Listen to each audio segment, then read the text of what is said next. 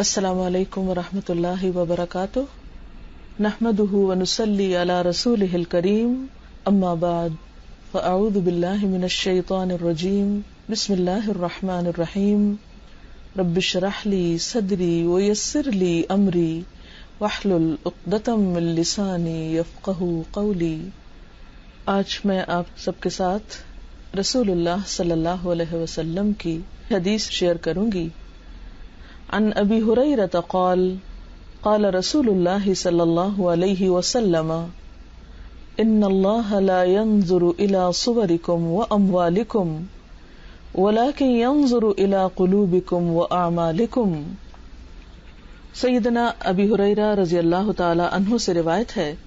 کہ رسول اللہ صلی اللہ علیہ وسلم نے فرمایا، بے شک اللہ تعالی تمہاری شکلیں اور تمہارے مال نہیں دیکھتا بلکہ وہ تمہارے دلوں اور اعمال کو دیکھتا ہے۔ اللہ تعالیٰ کا بندوں کو دیکھنا کوئی معمولی چیز نہیں ہے، اور پھر اللہ تعالیٰ کی پسندیدہ چیزوں میں سے انسان کی صورت اور مال نہیں، کیونکہ ان دونوں چیزوں کا بنانے والا تو وہ خود ہے۔ وہ انسان سے کیا دیکھنا چاہتا ہے؟ اس کا دل، اور کون سا دل؟ قلب سلیم۔ اور پھر صرف دل ہی نہیں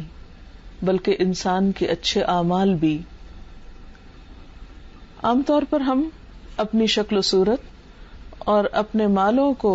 زیادہ سے زیادہ اچھا بنانے اور زیادہ سے زیادہ بڑھانے کی فکر میں رہتے ہیں۔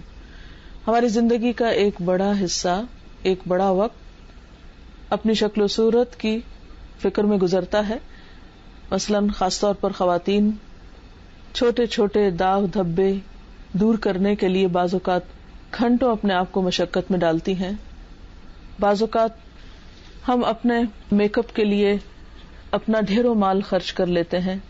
بعض اوقات ایک چھوٹا سا بال ہمیں اپنے چہرے پر بہت بدنما نظر آتا ہے، لیکن ان ساری کوششوں کے باوجود ہم اللہ تعالی کی نظر میں پسندیدہ نہیں ہو سکتے جب تک کہ ہمارا دل بھی خوبصورت نہ ہو اور ہمارے اعمال بھی خوبصورت نہ ہو۔ اسی طرح مال کمانے کی کوششوں میں بسا اوقات ہم اپنے سارے فرائض بھول جاتے ہیں اور ہم زیادہ سے زیادہ حاصل کرنے کی فکر کرتے رہتے ہیں، حتیٰ کہ دنیا سے رخصت ہونے کا وقت آ جاتا ہے، جیسا کہ قرآن پاک میں ایک جگہ آتا ہے، الہاکم التکاثر حتی زرتم المقابر، کہ غفلت میں ڈالے رکھا تم کو ایک دوسرے سے زیادہ حاصل کرنے یا کثرت کی طلب نے، یہاں تک کہ تم نے قبروں کی زیارت کر لی، یعنی دنیا سے رخصت ہو گئے۔ ایک انسان اگر دنیا کا سب سے امیر ترین انسان بن کے بھی مرے تو اللہ تعالیٰ کو اس کی کوئی پرواہ نہیں جب تک کہ اس کے دل اور عمل کی اصلاح نہ ہو۔ تو ہم سب کے لیے ضروری ہے کہ ہم پھر اپنے قلب کی اصلاح کی فکر کریں۔ یہاں پر لفظ قلوب استعمال ہوا ہے۔ اللہ تعالیٰ تمہارے دل کو دیکھتا ہے، اور دل ہی وہ چیز ہے جو انسان کو خود دیکھنے کی فرصت نہیں ہوتی۔ اللہ تعالیٰ کے علاوہ اگر کوئی کسی کے دل میں دیکھ سکتا تو وہ انسان کا اپنا ہی دل ہوتا ہے۔ لہذا اپنے دل کی اصلاح کی فکر جب تک ہم خود نہیں کرتے اور جب تک ہم اپنا علاج خود نہیں کرتے اور اس کے لیے خود محنت نہیں کرتے، اس وقت تک بات نہیں بنے گی۔ تو ہم سب کو اس پہلو کی طرف خاص طور پر توجہ دینے کی ضرورت ہے، کیونکہ دل ہی مرکز ہے ہمارے ارادوں کا، ہماری سوچوں کا، ہماری نیتوں کا، اور اگر ہماری کسی بھی کام میں نیت درست نہیں تو عمل خواہ بظاہر دیکھنے میں کتنا بھی خوشنما، کتنا بھی لوگوں کا من پسند، کتنا بھی بظاہر اچھا نظر آئے، لیکن وہ اچھا نہیں جب تک کہ وہ اللہ تعالیٰ کی نگاہ میں اچھا نہیں، اور اللہ تعالیٰ کی نگاہ میں وہی عمل قابل قبول ہے جس کے پیچھے اچھی نیت ہے، اچھا ارادہ ہے، اور نیت اور ارادوں کا تعلق پھر دل سے ہے۔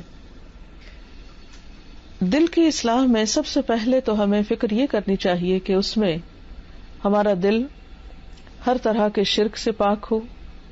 کفر سے پاک ہو، منافقت سے پاک ہو۔ یہ تین بنیادی چیزیں ایسی ہیں جو دل کی بڑی بیماریاں آپ کہہ سکتے ہیں، اگر انسان دل میں اللہ کے علاوہ کسی اور کی محبت رکھتا ہے اور وہ محبت اللہ کی محبت پہ غالب آ جاتی ہے، اسی طرح اگر دل میں اللہ تعالیٰ سے بڑھ کر کسی اور کا خوف ہے، یا پھر انسان اپنے نیک اعمال کسی اور کو دکھانے کے لیے کرتا ہے، تو یہ تمام چیزیں شرک میں شمار ہوتی ہیں۔ عام طور پر ہم شرک کا معنی یہ سمجھتے ہیں کہ غیر اللہ کے لیے سجدہ کرنا، یا غیر اللہ کے لیے نظر و نیاز کرنا، یا اللہ تعالیٰ کے علاوہ کسی اور سے دعا مانگنا، لیکن شرک صرف یہیں پر ختم نہیں ہوتا۔ جب انسان کوئی بھی نیک کام اللہ تعالیٰ کے علاوہ کسی اور کی خوشنودی کے لیے بھی کرتا ہے تو پھر وہ بھی شرک کا ہی شکار ہوتا ہے۔ قرآن پاک میں اللہ تعالیٰ فرماتے ہیں، من کان یرجو لقاء ربہ فلیعمل عملا صالحا ولا یشرک بعبادۃ ربہ احدا،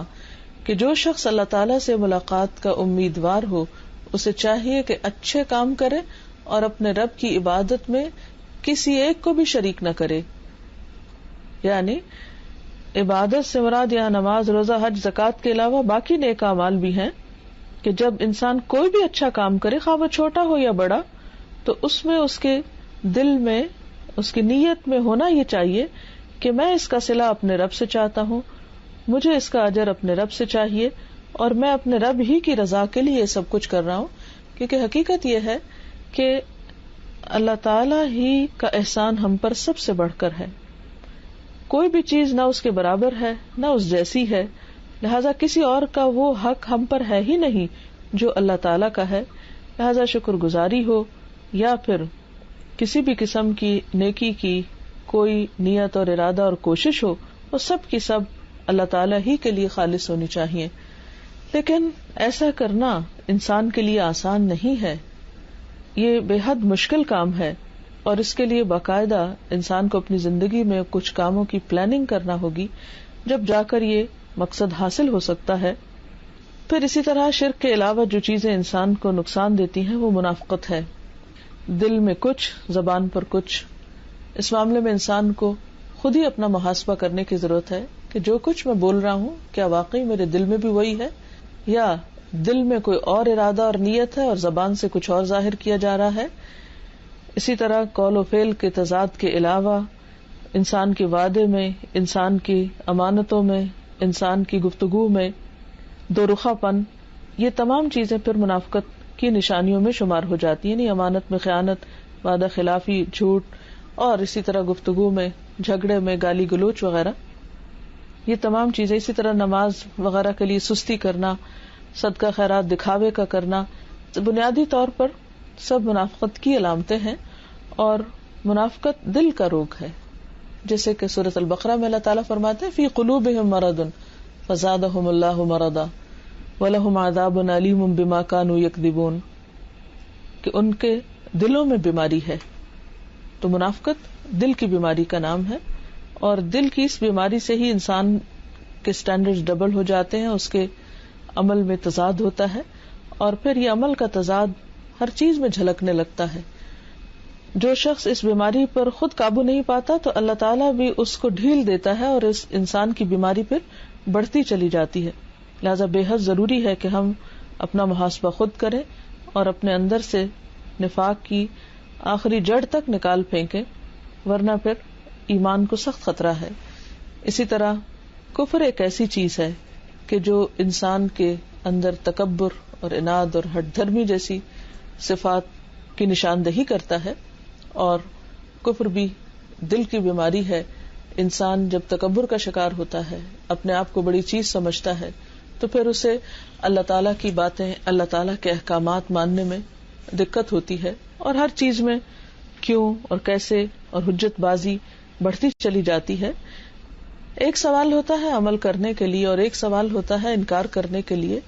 وہ تمام سوالات جو انسان کسی کام کے کرنے